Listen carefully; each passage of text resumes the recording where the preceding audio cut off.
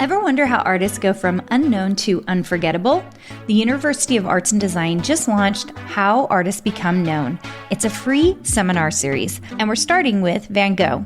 Watch now at uad.education.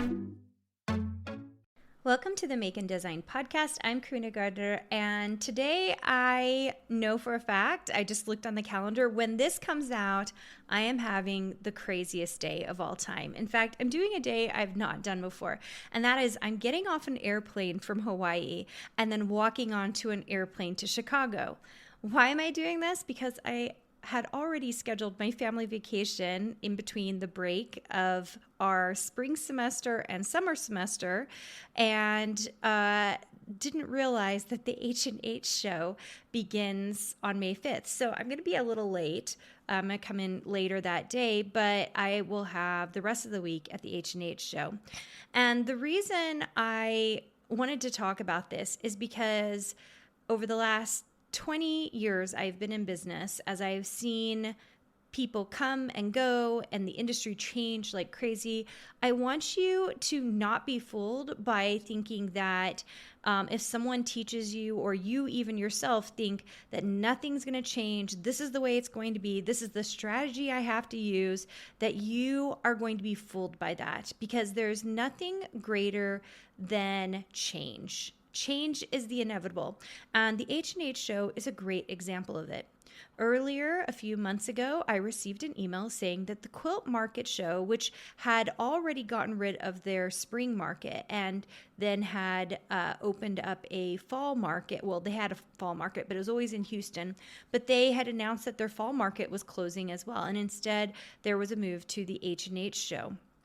The H&H show has like all the fiber arts, has yarn and everything else, and it looks like quilting has combined to that. Now, this is not the first time I've seen this happen. When I first got started in digital scrapbooking, the CHA show, which is the Craft and Hobby Association, was going strong, very, very strong. And that association, a few years down the road, closed and changed its name and then did another variation. And now I think it's the Creativity Show. And I think it's with some other vendors as well. Same thing I saw with, remember the Surtech show? Anybody remember that, for designers? And then the Stationery Show. Those have all kind of come together and are now part of other shows like New York Now. And so things change, you guys, very, very quickly, and your strategies need to change as well, because just like you're seeing markets and the way that we network change, you're going to see that the strategies within business change as well.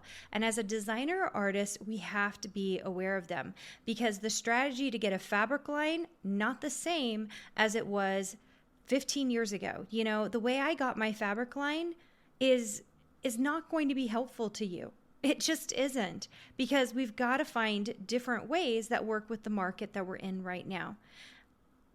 I cannot stress enough, especially if you hear a story from a gazillion years ago, that this is like the only way to do it.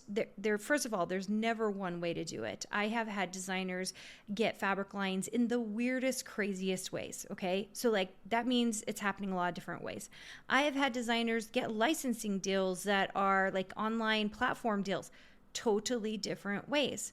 I've had designers who were going to for sure do online platforms and ended up with a wholesale business or a freelance business or working in corporate. Every single one of these scenarios, like, it was very designer dependent. And because of that, I just don't want you to be fooled by lots of people saying this is the only way to do it. And instead, really thinking about how can I learn in the current environment and make the right critical thinking choices that's going to help me today run my art or design business. I think this is really important as we see associations change, as we see platforms win and lose. You know, you see platforms open up that are very successful and ones that fail, that were very successful 2 or 3 years ago. And it is in this change, I really want you to be aware. Not that you should start a strategy and you're like, oh, it's just going to fail. That's not the case at all. Instead, it's to think very critically about the strategies and figure out what's going to work best. Right now, AI is in an interesting place, and I have been playing a lot with AIs I have a subscription to ChatGPT. I have a subscription to Claude. I have free access that's not very free from Gemini because we pay a lot of money there for our Google Drive subscriptions for my companies. And so I'm playing in a lot of different AIs at a lot of times. I have 3 or 4 others that I use for various things. And I'm going to say this.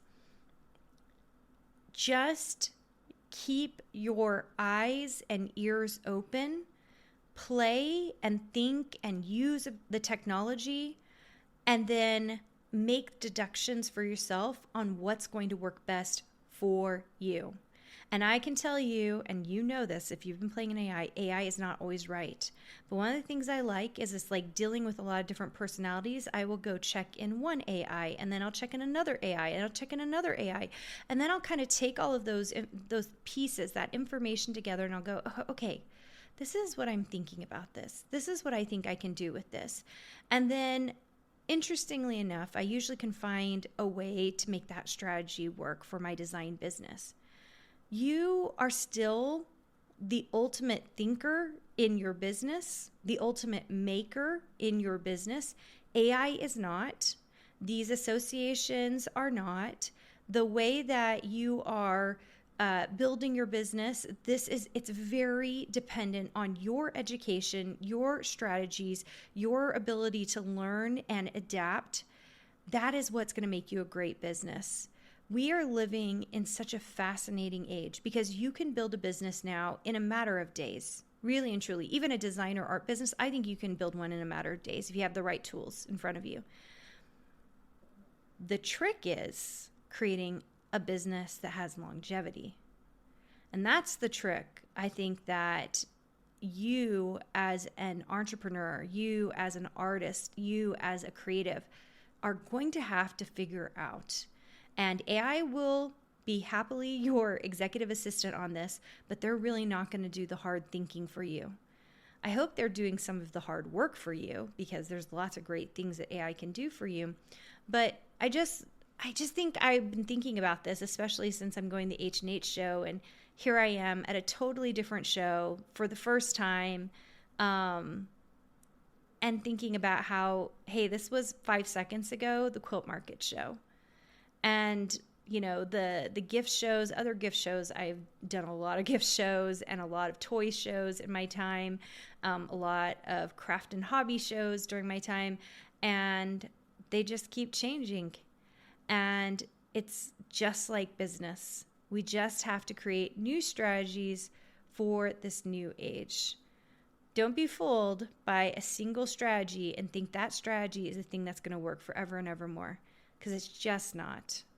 And I feel really grateful that in this time period I own a university, because not only do we get to adapt and change the learning as we're doing it to make sure that we're on track with who we're working with, our students, but we have the ability to be on the forefront of the education and see what the world is doing. And I will tell you, it is changing month by month. So it's kind of a fun place to be, sometimes a scary place to be, but a really wonderful place to be.